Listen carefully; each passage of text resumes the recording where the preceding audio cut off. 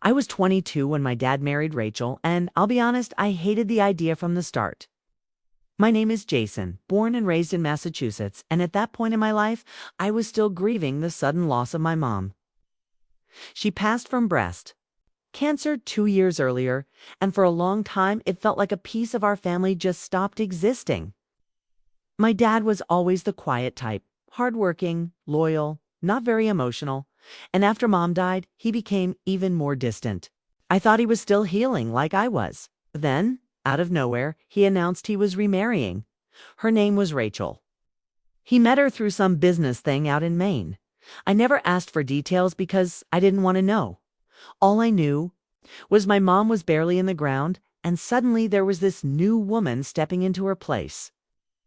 I didn't even try to hide my feelings. When the wedding day came, I stood outside the little church on the hill in Vermont wearing a borrowed suit, staring at the white flowers and wondering what the hell was happening. Rachel wasn't what I expected. She wasn't flashy or fake. She was beautiful. Yes, long dark hair, pale skin, piercing blue eyes that felt like they could see right through you. She had a calm, soft-spoken way of talking, like every word had weight. She smiled gently when she greeted me, tried to make me feel welcome, but in my heart I wasn't ready to accept anyone new, especially not as family. She was younger than my dad by almost 15 years, which only made it worse. In my head, it didn't seem like love. It felt like my father needed someone, anyone, and Rachel happened to say yes. After that, I kept my distance. I rarely went home. I threw myself into college, moved to New York after graduation, and tried to keep my life separate from theirs. Rachel would sometimes send texts on my birthday or holidays. It's a simple thinking of you or hope you're doing well. I never answered. To me, she was just the woman who married my dad too soon. But life has a way of forcing you to face the things you try to run from. 2 years after they married, I hit a wall. My girlfriend of 3 years left me. I got laid off from my tech job. My lease ended, and I couldn't afford a new place. I had nowhere to go, and even fewer people to call. Out of desperation, I went back home. I figured my dad would let me crash in my old room until I got back on my feet. I didn't even call ahead. I just showed up at the house one cold November evening. What I didn't expect was for Rachel to open the door. "Alone, Jason?" she said, surprised but not cold. "It's good to see you." "Where's my dad?" I asked, confused. Suitcase still in my hand. "He's in Alaska. Work project. He left 2 weeks ago." "Didn't he tell you?" "No, he didn't." Of course he didn't. That was just like him disappearing without a word. My instinct was to turn around and leave, but Rachel didn't hesitate. She opened the door wider and said, "It's just me here. But you're welcome to stay. I'll make some cocoa." I don't know why I stayed. Maybe I didn't have a better option. Maybe it was the way she said it, kind, no judgment. Or maybe I was too tired to keep pretending I didn't need anyone. I moved back into my childhood bedroom, which still had the same posters on the wall, though the bed was newer. Rachel had changed a few things in the house. It was warmer now. Softer colors, a few candles here and there. The scent of lavender and vanilla filled the living room. There was a quiet beauty to everything, like someone had breathed life into a place that once felt like a tomb. The first few days were quiet, polite, distant. You only spoke when necessary. Meals, passing in the hallway. She gave me space, respected the awkwardness, but she never made me feel like a burden. And slowly, that wall between us began to shift. One night, I walked past her room and heard her crying, soft, muffled sobs that she was clearly trying to hide. I paused outside her door, unsure if I should knock. Eventually, I did. She wiped her tears quickly, embarrassed, said she was fine, but I could see it in her eyes. She wasn't. That was the first time I saw her as more than just the stepmom. She wasn't perfect. She wasn't this calm, collected angel. She was hurting too. Lonely in a big, empty house while my dad was thousands of miles away. After that night, something shifted between us. We started talking more about simple things at first, then deeper ones. I learned she loved old books, rainy mornings, and secretly watched cooking shows late at night. She'd been married once before but lost her husband in a car accident. When she was just 27, my dad, she said, came into her life when she needed comfort, stability, not romance. That stuck with me. Something about the sadness in her voice felt familiar, and maybe it was the wine. Or the soft music playing from the kitchen speaker. Or maybe it was just two lonely people finding warmth in each other's company. But one night I caught myself watching her, really watching her. The way she moved, the way her lips curled when she laughed, the way her robe slid down her shoulder just slightly as she turned to pour another glass. And that's when I knew something was changing, something dangerous, something I didn't plan. But couldn't stop. Living under the same roof with Rachel started to feel strange in a way I couldn't quite explain. At first it was the silence, not uncomfortable or cold. Just ... quiet, peaceful. My father was always the type who filled the house with noise, TV blaring, phone calls at the dinner table, footsteps at all hours. But Rachel moved gently. She walked soft, spoke softly. Even the way she closed a cabinet or poured a cup of coffee was careful. That quiet filled the house now like a warm fog. And slowly it started to pull me in. We shared meals, mostly dinners, since I was out during the day trying to find work and pull my life together. She always made too much food, pasta, roasted vegetables, sometimes grilled salmon with lemon and dill. She never asked too many questions, just made sure I was fed warm and not drowning. At first, we spoke only in short exchanges. How? Was your day? Or need anything from the store? But as the days stretched into weeks, we started talking for real. I told her about the job I lost, the girlfriend who left me after I got laid off, and the feeling that I had no clue who I was anymore. I didn't expect her to care, but she listened. Like, really listened. No fake sympathy, no judgment. Just quiet understanding. In return, she opened up too. Told me about her life before my dad, the years she spent in Portland working as a physical therapist. Her first husband, who died in a winter storm car crash. The two miscarriages she never told my dad about because it hurt too much to say out loud. Her voice would shake when she spoke about those things. And I felt something shift in my chest. Not just empathy, but a deep pull. Like I was looking at someone stripped bare and still standing strong. There was one night that changed everything. Though it was raining, that steady, heavy kind of rain that makes the world feel far away. The power flickered and then went out. So we lit a few candles and sat in the living room with a bottle of red wine between us. She wore this soft cream sweater that fell off one shoulder, and she had her hair tied up in a loose bun, strands falling around her face. We started talking about music, old memories, how fast life moves when you're not paying attention. Told her about the first time I ever fell in love in high school and how I hadn't felt that kind of innocence in a long time. She smiled, said she remembered what that felt like too. Then she stood up and offered me her hand. "Dance with me," she whispered. There was no music playing, just the sound of rain tapping the windows. But I stood anyway, because something in her eyes told me this moment would mean more than either of us could admit. I held her close, my hand on her back, her head resting lightly against my shoulder. We moved slowly, like we were both afraid to wake something we weren't ready to face. Her body was warm, soft, real. It wasn't lust. Not yet. It was comfort, longing, a need to feel something that wasn't sadness or regret. And when she pulled away to look up at me, I saw it in her eyes. That same feeling, that same spark. I kissed her, just once. A soft, hesitant kiss. Not demanding, not possessive. Just ... testing the line. Seeing if we would cross it. She didn't push me away. But she didn't kiss me back, either. She stepped back, breathing hard, and looked at me like I had just broken something delicate. "Jason ... she said, her voice trembling. "I'm your stepmother." "I know," I whispered, my chest tight. "But I don't feel like you are." She didn't speak after that. Just turned and walked to her room, closing the door behind her. That night, I barely slept. I kept thinking about her face, the confusion, the sadness, the heat in her eyes. I knew I had crossed a boundary, maybe one that couldn't be repaired.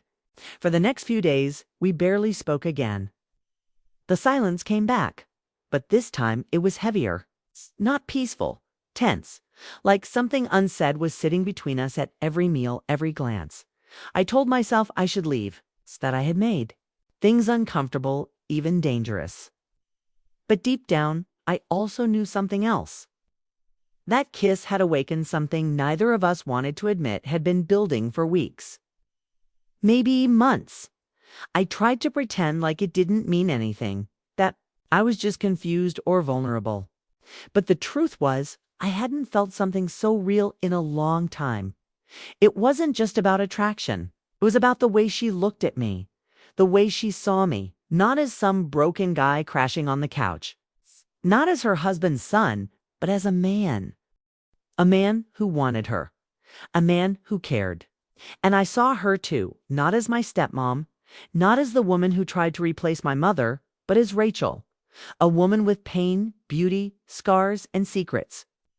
A woman who deserved more than loneliness. Whatever this was between us, it wasn't innocent. It wasn't right, not in the way the world defines it. But it also wasn't fake. And that was what made it so dangerous. Asterisks some lines once crossed are never easy to step back from. After that night, the kiss, the silence, the way Rachel pulled away, everything in the house changed. Not loudly, not instantly, but in small, quiet ways that we both felt but didn't dare speak about. She avoided eye contact, and I stayed in my room more than usual. But the air between us wasn't just awkward, it was heavy, full of something unspoken, thick with emotions we weren't ready to name. I thought about leaving. I really did. Packed my bag twice, but each time I hesitated. And each time she'd knock on my door, softly ask if I wanted dinner or leave a folded blanket on the couch when it got cold at night. There was care in those gestures, unspoken affection. And the more I noticed her, really noticed her, the harder it became to lie to myself. She wasn't just my father's wife. She wasn't some passing stranger trying to play house. Rachel was a woman who carried her. Pain like a secret, smiled with sadness behind her eyes, and gave love even when it wasn't returned. And when I looked at her now, I didn't see the label anymore. I didn't see stepmother. I saw someone I was slowly falling for. Someone who felt more familiar, more intimate than anyone I'd ever known. One evening, about a week after the kiss, we sat on the back porch, watching the sky turn gold behind the hills. Fall was fading into winter, and you could feel it in the wind. She had a wool blanket over her legs and a cup of tea in her hands. I sat beside her, close but not too close, both of us silent. After a long pause, she said softly, "I used to think I was strong, that I could handle anything life threw at me. But grief, it's like a shadow that never leaves." I didn't respond right away. I just looked at her, saw the way her hands trembled slightly. And I knew she wasn't just talking about losing her first husband, or even the quiet years with my father. She was talking about now, about us. About the confusion and guilt tangled up in something we couldn't control. I reached over slowly, placed my hand over hers. She didn't pull away. "You don't have to carry all of it alone," I said. And for the first time in days, she looked at me, really looked. Her eyes met mine, and in that moment, everything came undone. Later that night, I couldn't sleep. I kept hearing her voice, kept replaying that look, that quiet surrender in her expression. I got up to get some water and passed her bedroom door. It was slightly open. I should have walked past. I should have kept moving, but I didn't. I paused, and then I knocked. It's a soft, hesitant knock, almost hoping she wouldn't answer. But she did. "Can't sleep?" she asked, standing in her robe, her hair down, her face bare and honest. "No," I said quietly. "Neither can I," she whispered. And without needing to say another word, she stepped aside. Let me in. The room was dim, only a small lamp casting a warm glow. I stood there for a second, unsure, heart pounding. But she walked to the edge of the bed, sat down, and looked up at me. "This is wrong," she said, her voice shaking. "I know," I replied, but still, I moved toward her. We both did. It wasn't rushed. It wasn't wild or reckless. It was slow, almost sacred. Every touch was careful. Every kiss full of fear and need. When I kissed her again, she kissed me back this time. And that was the moment the line disappeared for good. That night, we crossed into something deeper than lust. It wasn't just about bodies. It was about everything we had carried for years. The loneliness, the loss, the longing to be seen. It was messy, complicated, but real. She cried after. I held her. Neither of us said anything about what would happen next, but we both knew this couldn't stay hidden forever. Morning came, cold and gray, but we woke in the same bed, under the same blanket, breathing the same nervous air. Over breakfast, we were quiet. We didn't kiss, we didn't touch, but everything had changed. The tension had melted into something dangerous, addictive. It wasn't just one night. It became a secret rhythm. Soft knocks in the dark, whispered words, tangled sheets. We tried to be careful, tried to act normal during the day. But at night, we were something else, something we couldn't explain. I told myself it was temporary, a mistake born out of timing and vulnerability. But the truth was, I didn't want it to end. I didn't care how wrong it looked on paper. In that house, in that silence, Rachel became my world. The woman I once resented had become the only person who made me feel whole. And yet, deep down, we both knew the truth was catching up to us. It was only a matter of time before the rest of the world found out what we were hiding in the dark dot. Asterisk, we thought we had more time, more nights hidden behind closed doors. More soft kisses whispered into silence. More space to exist in this secret world we'd created. But time has a cruel way of speeding up when you're living on the edge of something forbidden. My father came home sooner than expected, a full week early. I remember the sound of the front door opening, heavy, familiar, and final. I was sitting in the kitchen, coffee in hand, when I heard his voice call out, "Rachel." I froze. Rachel came down the stairs slowly, her face pale but calm, like she'd already prepared for this day in her mind. "You're home," she said, her voice too steady to be real. "Yeah," he said, stepping into the kitchen and hugging her without noticing how stiff she was. Job wrapped early. Then he looked at me, eyes slightly confused. "Jason, didn't know you were still here?" I forced a smile. "Yeah, just taking some time. Needed a reset." He nodded, and the three of us stood there in that kitchen, like strangers, me, the man I used to call father, and the woman I now loved but could never claim. That night, everything felt different. Rachel cooked a big dinner, roast chicken, mashed potatoes, green beans, like she was trying to remind him she was still his wife. She laughed too much. He didn't notice. I said very little. Under the table, our knees brushed by accident, and we both flinched. After dinner, he poured us wine and told stories from Alaska. Boring stories about contractors and freezing temperatures. It's the kind of stories you tell when you have no idea your life is hanging by a thread. I kept glancing at Rachel. She looked tired, like her smile was a mask that hurt to wear. Later that night, I lay awake, staring at the ceiling, listening to their footsteps in the room above mine. It tore at me in ways I didn't expect. Not just jealousy, but guilt, confusion, and this aching question I couldn't answer. Who were we now? What had we become? And how long could this survive? Over the next few days, I tried to act normal. I really did, like pretending I wasn't in love with her, that I hadn't touched her, kissed her, held her while she cried. It felt like lying with every breath. My father didn't notice much. He was busy catching up on work, taking calls, leaving early in the mornings. And yet the moments I was alone with Rachel were unbearable now. We couldn't look at each other without remembering, couldn't pass each other in the hallway without feeling the heat rise. One morning, she caught my wrist as I passed her in the hallway. Her hand trembled against mine. "We can't," she whispered. "Not anymore. He's home. This has to stop." I nodded, but my heart didn't agree. I knew she was right, but I also knew stopping something that had already become part of you wasn't so simple. We tried. For a few days, we were distant, cold. The silence came back, but now it was full of mourning. Like we'd lost something we couldn't even grieve out loud. I caught her crying in the laundry room once, clutching one of my shirts like it hurt her to let it go. I said nothing, just watched from the shadows, heartbreaking. I started making plans to leave, applied for jobs in Boston and New Haven, anywhere far enough to put space between us. But one night, something happened that changed everything again. It was late, around midnight. The house was quiet, lights off, except for the soft glow under the kitchen door. I went to get water and found her there, sitting at the table, her hands around a mug of tea, eyes red and distant.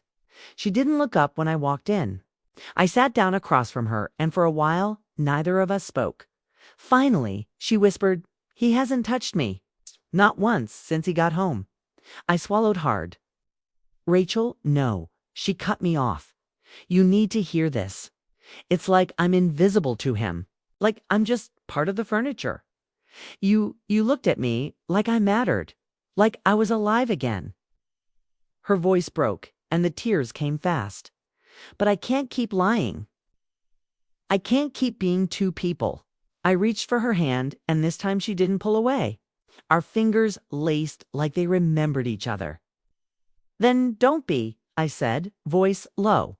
"Don't lie anymore." She looked at me then, eyes full of love and fear, and I knew we had passed the point of no return. It wasn't about lust or rebellion anymore. It was about two people who had found something honest in a dishonest world. But the weight of that truth was too heavy to carry in silence. Something had to give. Either we end it now, or everything crashes down. And deep in my gut, I knew it. The crash was coming. We were standing on a fault line. And someone, eventually, was going to feel the quake. There's a moment in every secret where it starts to slip.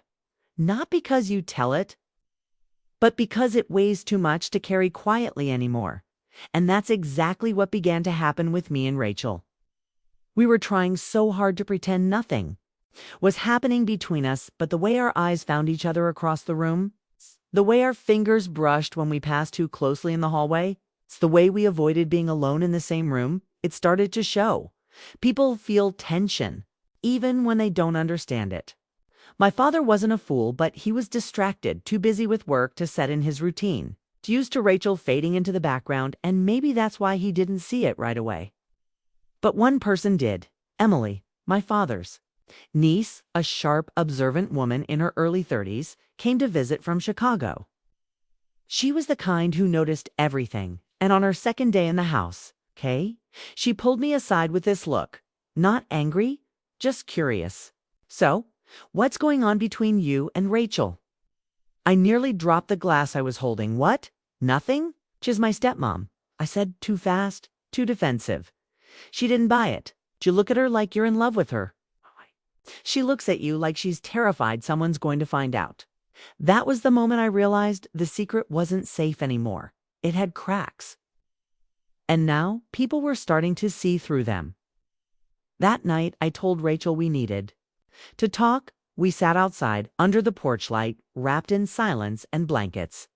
"Emily knows," I said quietly. Her face fell, pale and stunned. She asked. I nodded. "She sees it. Probably others will too." Rachel buried her face in her hands, her voice cracking when she whispered, "I don't know how this became our life. I didn't plan for this. I didn't mean to fall for you." Hearing her say it out loud that she had fallen for me made something shift inside me. "Then let's stop pretending," I said, heart pounding. "Let's figure it out together. No more hiding." She looked at me, eyes filled with both love and panic. "You don't understand. If we do this, if we tell the truth, your father will hate me. He'll hate you. Everything will fall apart. But everything was already falling apart. We just hadn't said it out loud yet. That night, she didn't sleep in his room. She came to mine. No more knocks, no more guilt. Quiet surrender. We made love like it was the last time, slow, desperate, full of things we couldn't say in daylight. In her arms, I felt safe, seen, alive. And yet there was this ticking sound in my mind, a countdown. We couldn't keep this quiet. And we both knew the truth had a habit of coming out, no matter how deep you buried it. The next day, everything changed. Emily left early, said nothing, but the look in her eyes said she knew exactly what was happening and didn't want to be a part of it. My father came home early from the store carrying groceries when he found Rachel and me standing too close in the kitchen. I saw it in his face. Something clicked. He didn't say anything right away. Just stared at us, his eyes narrowing, his smile fading. "You too seem comfortable," he said slowly. Rachel stepped back. I opened my mouth to say something, anything, but he raised his hand. "Save it. I'm not stupid." And just like that, the lie we'd been holding in our hands shattered on the floor between us. He didn't scream. He didn't throw anything. He just stared at Rachel like she was a stranger. "How long?" he asked. She couldn't answer. "I did. It started after you left for Alaska. I didn't plan it, neither did she." His jaw clenched. "You didn't plan it? Is that supposed to make it better?" Then he turned to her, voice breaking. "I gave you everything. My home, my trust. You were supposed to help this family, not destroy it." Rachel started to cry, but he didn't comfort her. He just walked out, no bag, no coat. Walked into the cold. We didn't know where he went. Hours passed. The house felt frozen. Rachel sat on the floor, knees to her chest, whispering, "What have we done? What have we done?" I had no answer. Because even though I loved her, even though I knew what we had was real, I also knew we had hurt someone who didn't deserve it. The price of our truth had come. And it was higher than either of us imagined. Asterisk, the house didn't feel like a home anymore after my father walked out that night. It felt hollow, like all the warmth had been sucked out, leaving only silence and guilt behind. Rachel barely spoke the next morning. Her eyes were red, her voice quiet, and everything about her seemed smaller, like a part of her had broken and couldn't be put back together. I wanted to hold her, tell her we'd get through this. That love like ours was worth fighting for. But even I wasn't sure anymore. Because love, real love, doesn't always come with a happy ending. Especially when it's built on broken promises and betrayal. My father was gone for 2 days before we heard from him. Called me. Not Rachel. His voice was tired, flat. "You need to leave that house," he said. "If you have any respect left for me, you'll walk away from her. Whatever you think. You feel it's not love, Jason? It's damage. If you stay, you'll destroy her too." I wanted to argue. I wanted to say he didn't understand what Rachel and I had, that it wasn't just lust or rebellion, it was something deeper. Something born from two wounded people finding peace in each other. But deep down, I knew he wasn't entirely wrong. Love, no matter how real, doesn't erase the pain it causes. That night, Rachel came to my room, sat on the edge of the bed, and said something I didn't expect. "I think you should go." I stared at her, stunned. "What?" Her eyes filled with tears, but her voice stayed steady. "We both know this can't last. We were holding each other up during a hard time, but maybe that's all it was. Moment, a need, but not a future." My chest tightened, and it felt like the air was being pulled from my lungs. "You're pushing me away because he's angry?" "No," she said softly. "I'm letting you go because I love you. And I won't be the reason your life falls apart before it even starts." That broke me. Because she wasn't being cruel. She was being kind. Kind. And that's how I knew she really loved me enough to let me go. The goodbye wasn't dramatic. There was no shouting, no slammed doors. Just two people standing in a doorway, holding each other for the last time. memorizing the feel of a body they could no longer call home. I kissed her one final time, slow, aching, filled with everything we couldn't say out loud. "You were more than a stepmom," I whispered. "You were my heart." She smiled through tears. "And you were the first person who ever truly saw me." I left that night with one bag. No destination, just a hollow chest and a million memories. Playing on loop for weeks, I drifted. Crashed at a friend's place in Vermont, worked odd jobs, tried to convince myself I could move on. But moving on from Rachel wasn't like healing from an ex. It was like losing a part of my soul. I stopped answering my father's texts. We weren't ready to face each other. He hadn't gone back to Rachel, and she hadn't called me either. It was like we'd all just paused, frozen in the pain. Months passed. Winter melted into spring. And slowly I started to rebuild. Therapy helped. Writing helped more.